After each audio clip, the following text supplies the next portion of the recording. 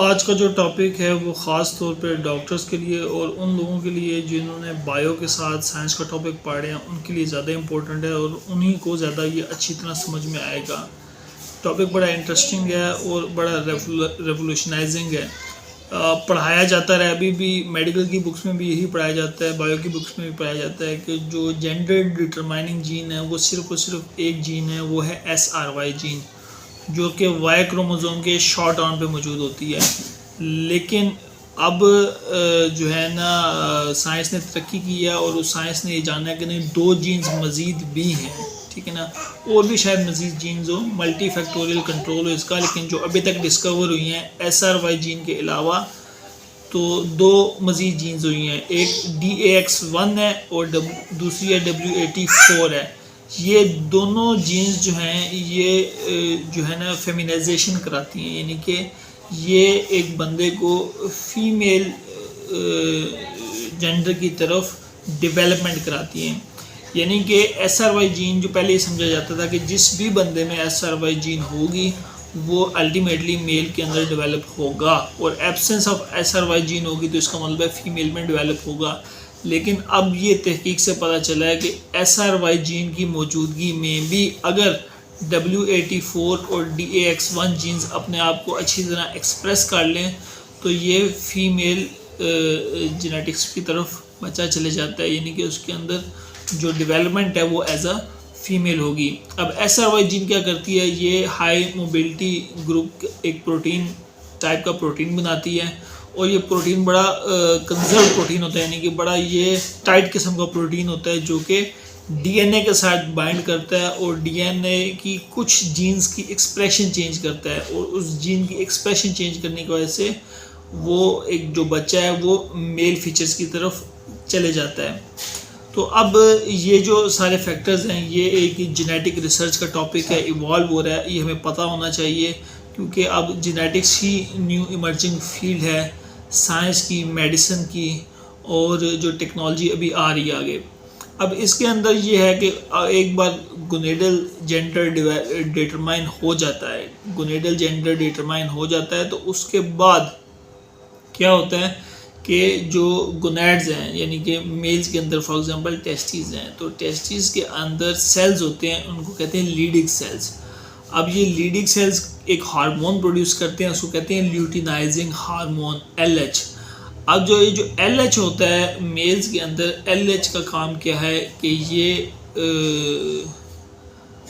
जो है ना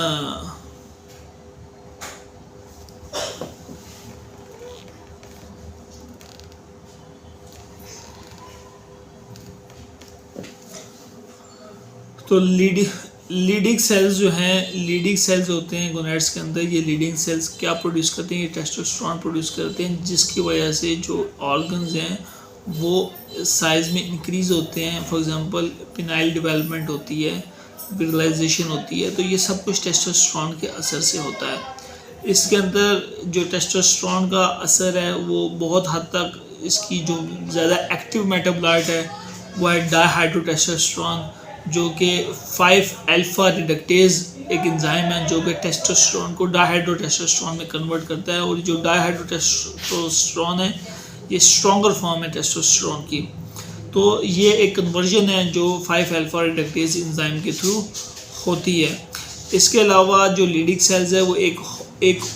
मज़ीद हार्मोन प्रोड्यूस करते हैं, उसको कहते हैं इंसुलिन लाइक ग्रोथ फैक्टर 3। अभी इंसुलिन लाइक ग्रोथ फैक्टर 3 का काम ये है कि ये जो है डिसेंट कराता है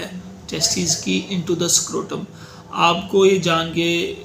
हैरत होगी, आम बंदे को हैरत होगी, जो इस फील्ड के तालिब इल्म हैं उनको तो हैरत नहीं होगी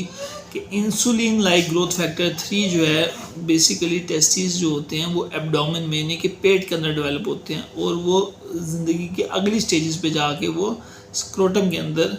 माइग्रेट करते हैं, यानी कि हिजरत करते हैं, पहले वो पेट में ही होते हैं। तो ये जो हिजरत का प्रोसेस है इसको एक हार्मोन कंट्रोल करता है, उसको कहते हैं इंसुलिन लाइक ग्रोथ फैक्टर 3। और ये इंसुलिन लाइक ग्रोथ फैक्टर 3 ये उसी टेस्टिस के अंदर मौजूद एक ख़ास किस्म के सेल्स होते हैं जिनको कहते हैं लीडिंग सेल्स, वो प्रोड्यूस करते हैं। अक्सर कई ऐसे बच्चे पैदा हो जाते हैं जिनकी गोलियां मौजूद ही नहीं होती, ठीक ठीक है ना। वो अनडिसेंडेड टेस्टिस होती है, वो किसी भी स्टेज पे हो सकते हैं, इंग्वाइनल हो सकते हैं, एब्डोमिनल हो सकते हैं, यानी कि बंदा देखने में तो बिल्कुल मर्द है लेकिन उसकी गोलियां आपको महसूस नहीं होंगी, वो नीचे थैली में मौजूद नहीं होंगी, हो सकता है वो इंग्वाइनल कैनाल में हो, वो पेट में मौजूद हों लेकिन थैली में मौजूद नहीं होंगी। ऐसे लोगों का जल्द से जल्द ऑपरेशन करके गोलियां नीचे लानी चाहिए, और इसको फाउलर ऑपरेशन भी कहते हैं। ये स्टेज भी हो सकता है, सिंगल स्टेज में भी हो सकता है। तो इस ऑपरेशन के बाद गोलियां नीचे ले आई जाती हैं, जिसके साथ ये फ़ायदा होता है कि फर्टिलिटी प्रिजर्व हो सकती है। वरना अगर गोलियां एक लंबे अरसे तक पेट में ही रहें तो उसके अंदर स्पर्मेटोजेनेसिस का जो फैक्टर है वो ख़त्म हो जाता है, यानी कि गोलियां स्पर्म बनाने की सलाहियत ही ख़त्म हो जाती है। और दूसरा बात है, जो अनडिसाइडेड टेस्टिस होते हैं, जो इंट्रा एब्डोमिनल टेस्टिस होते हैं, उनके अंदर कैंसर का रिस्क भी बहुत ज़्यादा है। कि रिस्क ज़्यादा है, ऊपर से उनकी डिटेक्शन भी